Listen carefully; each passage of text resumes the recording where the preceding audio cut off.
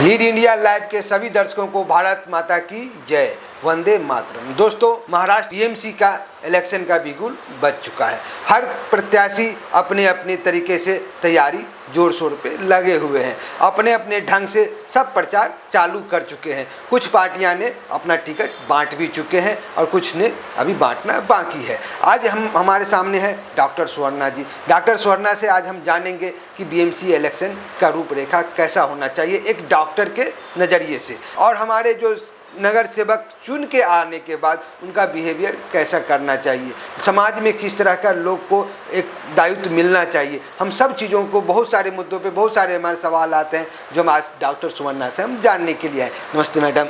नमस्ते।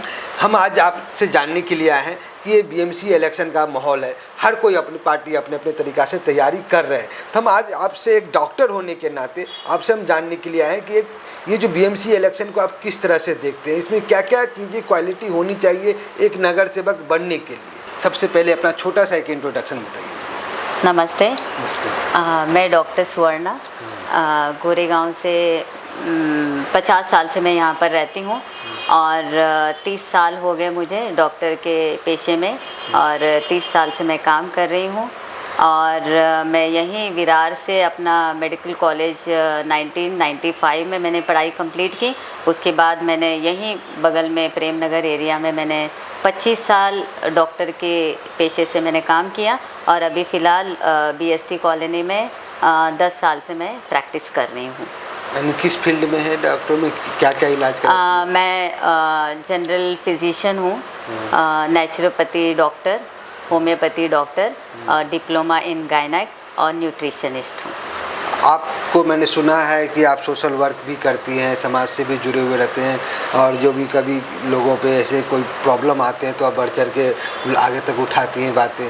क्या है ये मामला? हाँ, ये अपना डॉक्टरी चलाते हुए जहाँ पर मैं जिस एरिया में प्रैक्टिस करती हूँ, जिस मोहल्ले में मैं अपना क्लिनिक चलाती हूँ, वहाँ आसपास में कभी कुछ गलत होते हुए मैंने देखा, उसके ऊपर आवाज़ उठाना, कोई गलत कर रहा है तो 100 डायल करके पुलिस को बुलाना, फिर उनके ऊपर कार्रवाई कराना, जैसे बोलते हैं ना NC कराना, FIR कराना, फिर उसको अंदर जेल में डालना, फिर उसके ऊपर फ़ाइन मारना 1200 का 1500 का और सुबह से लेकर शाम तक उनको जेल में रखना। इस तरह की कहीं मैंने कदम उठाए और हमने ऐसे काम किया। और उसमें भी अगर और भी आगे जाना पड़े हमें तो कभी कभी ये कार्यकर्ता वो कार्यकर्ता, ये महिला वो महिला का ज़रूरत पड़े सपोर्ट की तो उनको भी लेकर मैंने काम किए। और कभी कभी क्लिनिक में कुछ पेशेंट्स आ गए कि मैडम मुझे ना ये बंदा बहुत परेशान कर रहा है और इनके घर में मैं भाड़े पे रहती थी, इनको डिपॉज़िट का पैसे दिया है और ये अभी मुझे डिपॉज़िट का पैसा वापस नहीं दे रहा है। तो इस तरह के प्रॉब्लम्स को भी मैंने कहीं क्लियर किया है और उनके पैसे उनको लौटा दिए और बदले में हमने कुछ नहीं लिया। और उनके काम के लिए, उनके कार्य के लिए कभी मुझे पुलिस स्टेशन दौड़ना पड़े और कहीं दौड़ना पड़े, मैंने अपने गाड़ी लेकर अपना पेट्रोल जलाकर उनको अपने गाड़ी में बिठाकर अपना समय ना देखते हुए उनके लिए मैंने दौड़ के काम किया, एक सोशल वर्कर के, एक सोशल एक्टिविस्ट के लेवल में। और उसके अलावा कभी पति पत्नी का कुछ मसला आ गया, कुछ प्रॉब्लम आ गया, पत्नी आके रोने लगी कि मैडम देखो ना मेरे पति देखो सुनते नहीं हैं, मुझे ऐसा तकलीफ़ देते, इन्हीं की वजह से मैं बीमार हो गई हूँ या इन्हीं की वजह से मेरी तबीयत बिगड़ गई, इसलिए इन्हीं की वजह से मैं मेंटली डिस्टर्ब हूँ। इस तरह की बातें वो लोग बताते हैं तो दोनों को बुला के अपने क्लिनिक में दोनों को समझाना, दोनों की तरफ से बताना। और कभी कभी पत्नी आती हैं, पति नहीं आता है तो मैं पत्नी को बोलती नहीं आपके पति आए थे और आपके बारे में बोल रहे थे कि नहीं आपके साथ अच्छे से रहेंगे, अच्छे करेंगे। तब पेशेंट बोलते अच्छा ऐसा है क्या। इस तरह भी दोनों को मैं समझाकर हैंडल करके भी कितने फैमिलीज़ को मैंने जोड़ के रखा है। इस तरह भी मैंने काम किया है। डायरेक्ट और इनडायरेक्ट हमेशा समाज सेवा से जुड़े हुए हैं लोग, समाज सेवा भी कर रहे हैं। कभी लोग को कई तरह से डायरेक्ट और इनडायरेक्ट फंडिंग से हो, फिजिकली हो या मेंटली, हर तरह से आप मदद करती है।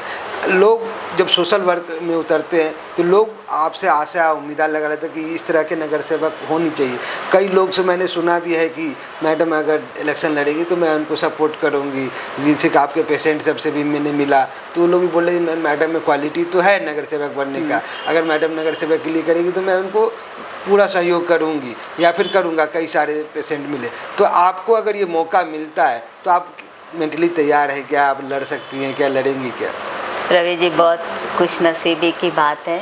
अभी रिसेंटली कुछ दिनों से कुछ मेरे पेशेंट्स और जहाँ मैं रहती हूँ वहाँ के लोग भी आसपास के मुझे काफ़ी टाइम से मुझे इंसिस्ट कर रहे हैं कि मैडम जिस तरह आपका काम करने का तरीका है, जिस तरह आप फ्रेंडली बात करती हो, जिस तरह आप कम्युनिकेशन करती हो और पेशेंट को अपना जैसा समझकर अपने गले लगाकर जिस तरह आप सेवा दे रही हो ना, ये सब देखने के बाद, आपके गुण क्वालिटीज़ देखने के बाद हमेशा हमें लगता है कि आप आना चाहिए इलेक्शन में, आप चुन के आना चाहिए और आप खड़ी होना चाहिए। आप टिकट के लिए क्यों नहीं कोशिश करते? आप कीजिए ना, हमारे लिए कीजिए ना, हम आपको सपोर्ट करेंगे। हमारे देखो, हमारे कम्युनिटी के कम से कम मुझे लगता है 10,000 होंगे, 15,000 होंगे, तो आपको इतने वोट आराम से मिल जाएंगे।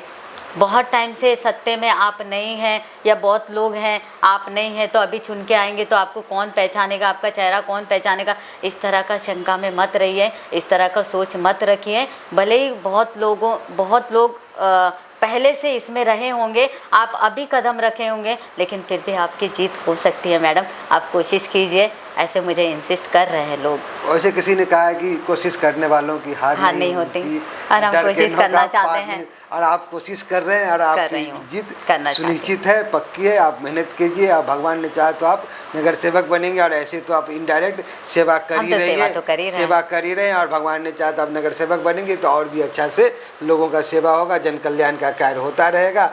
कैसा है ना, मैं 2008 से सोशल एक्टिविस्ट के तौर पे अपना दवाखाना चलाते हुए एक साइड वाइज मैं ये काम कर रही हूँ, धीरे धीरे कर रही हूँ। अपना ओशिवरा पुलिस स्टेशन में वीकली सेशन में मैं बैठती थी और अपना गोरेगांव पुलिस स्टेशन में वीकली सेशन में मैं बैठती थी। वीकली मीन्स हफ्ते में 2 बार, क्योंकि मैं क्लिनिक चलाती हूँ, डॉक्टर हूँ, हरदम वहाँ नहीं टाइम दे सकती। सुबह शाम क्लिनिक चलाना है अपने लिए भी और जनता की सेवा के लिए भी। तो जैसा मौका मिला हफ्ते में 1 बार 2 बार इस तरह हमने सेवा दी है। 2008 से लेकर अब तक कुछ टाइम तक दिया है, उसके बाद भी मैं लगातार मैं कर रही हूँ। लेकिन क्या होता है ना, जब हम कोई कदम उठाते कुछ काम करने के लिए, कुछ कार्य को संपन्न करने के लिए, तो उसमें अड़चन आ जाती है, क्योंकि हम नॉर्मल पर्सन हैं। हम अगर कोई पद को लेकर, कोई पोजीशन को लेकर, कोई पावर को लेकर हम उतरते हैं मैदान में तो हमारी जीत हो सकती है। लेकिन हमारे पास कुछ नहीं, हम नॉर्मल डॉक्टर और एक नॉर्मल इंसान। तो वहाँ पर कई बार पुलिस स्टेशन में गए या और कहीं गए, आप कौन हैं, आपका हम क्यों सुने, आप तो एक डॉक्टर ही हैं बाबा, आप अपना दवाखाना चलाइए ना, आप क्यों यहाँ आते हैं पुलिस स्टेशन में? इस तरह का हमारे साथ सवाल हुआ है रवि जी, बहुत बार ऐसे सवाल हुआ है। इसके लिए हमारा मन करता है, हमारी इच्छा होती है कि क्यों ना हम एक पद को, एक पावर को भी हासिल करके अपना काम को, अपना कार्य को संपन्न कर सको, अपना अंजाम दे, जो भी हम सेवा करना चाहते हैं खुल के करें, लोगों का सपोर्ट खुल के करें। नगर और सेवक, इसका मतलब ये होता है एक नगर जो एरिया है और सेवक मतलब नौकर, उसका नौकर। तो पूरा प्रजा का वो एक नौकर है। नौकर है तो उनको वहाँ पर अपनी प्रजा के लिए, वहाँ के लोगों के लिए कि वो लोग किस तरह रहते हैं, हर घर में जाके उनसे पूछना कि आपको पानी आ रहा है कि नहीं बराबर, या फिर ड्रेनेज जो कचरा निकाला जाता है बीएमसी के तरफ से, लोग आते हैं बराबर निकालते हैं कि नहीं, नहीं निकालते तो उसमें क्या दिक्कतें आपको आ रही है। बिजली जो वहाँ पर गलियों में, रोड पे बराबर है कि नहीं, गाड़ियाँ चलने के लिए, लोगों को चलने के लिए फुटपाथ हुआ, गाड़ियाँ चलने के लिए रोड हुआ, वो रोड बराबर है कि नहीं। नगर सेवक के हिसाब से ये काम तो करना ही है। आप कैसे देखते हैं इसको एक डॉक्टर के हिसाब से, जिस तरह से आपने प्रोफेशन है डॉक्टर का, आपने कम समय में और ज़्यादा से ज़्यादा कम पैसा में ज़्यादा लोगों को आप जिस तरह की सुविधाएं आप देती हैं, आप जिस तरह से समाज में आपका प्रभुत्व है, लोग से पकड़ है, लोगों समाज में आप जान पहचान बनाए हुए हैं, डॉक्टर के नज़रिया से कैसे देखते हैं कि नगर सेवक कैसा होना चाहिए? डॉक्टर होने के नाते मैं अपने क्लिनिक में भी जो भी पेशेंट्स आते हैं उनको अगर पर्सनल लेवल में, सोशल लेवल में कोई प्रॉब्लम आती है, कोई दिक्कतें आती है, उसमें भी हम उनके साथ में दौड़कर कभी पुलिस स्टेशन, कभी यहाँ कभी वहाँ, कोई भी छोटा मोटा समस्या हुआ है, अपना दवाखाना चलाते हुए एक डॉक्टर के हिसाब से दूसरे रास्ते भी हमने एक समाज सेविका की तरह भी हम काम करते आ रहे हैं। तो हमें थोड़ा बहुत तजुर्बा, थोड़ा बहुत नॉलेज, थोड़ा बहुत समझदारी एक पॉलिटिकल लेवल में कि एक नगर सेवक, एक नगर सेविका किस तरह काम करना चाहिए, उनके अंदर कैसे गुण होना चाहिए।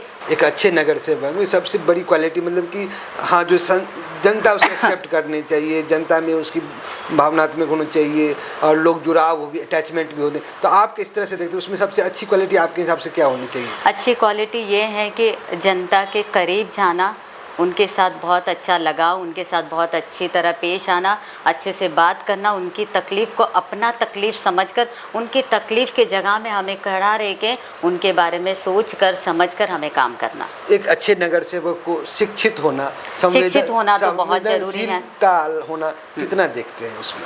बहुत ज़रूरी है वो बात। अगर पढ़ा लिखा होगा, समझदार होगा, एक सिस्टम के साथ काम करेगा, एक रूल के साथ काम करेगा, सही गलत का पहचान होगा, हर एक रूल को फॉलो करेगा, हर एक बात को पढ़ेगा, समझेगा, देखेगा, उसके बाद वो काम करने की कोशिश करेगा, तो उनकी नॉलेज की कमी से भी उनको जो सेवाएं मिलनी चाहिए नहीं मिल पाती है। इसके लिए बीएमसी या सरकार से हमारी यही निवेदन है कि वो लोग और भी डॉक्टर लोगों को अपॉइंट करें, ले आए और उनको वहाँ पर रखें, जिससे हर पेशेंट को, हर माँ बाप को या बच्चों को, जिसको भी जो भी तकलीफ़ है हेल्थ के रिलेटेड, उनको वो सुविधा सर्विस मिल जाए। अभी एक हाल ही में कुछ साल की बात है, कोरोना जैसे महामारी आया था और डॉक्टर तैयार नहीं थे, लोग तैयार नहीं थे, क्या प्रिकॉशन लेना चाहिए वो किसी को कुछ समझ में नहीं था। तो आप कैसे देखते हैं कि इस इलेक्शन में हमें आने वाले समय में तैयारियों के हिसाब से बीएमसी को और गवर्नमेंट को किस तरह से तैयार होना चाहिए, क्या क्या चीज़ें की तैयारी करनी चाहिए और किस तरह से देखते हैं क्या क्या होनी चाहिए? हमारे हिसाब से तो ऐसा लगता है कि prevention is better than cure. मतलब हमेशा हम लोग प्रिवेंट रहे, हर इंसान हर घर में हाइजीन मेंटेन करे, साफ़ सुथरा क्लीनलीनेस मेंटेन करे, और बीएमसी हमेशा हर गली में और नगर सेवक भी हर गली में अपने एक आदमी को, एक वेल एजुकेटेड पर्सन को वहाँ पर अपॉइंट करके हर गली में उनको एजुकेट करें कि क्लीनलीनेस के ऊपर और हाइजीन के ऊपर, और हमेशा हम इसे मेंटेन करते जाए तो कल को कोई भी महामारी जैसा कोविड आई थी, कोरोना आई थी, इसके अलावा भी और कोई दिक्कतें हमें हेल्थ रिलेटेड में आ जाए तो हम संभल सकते हैं और संवर सकते हैं।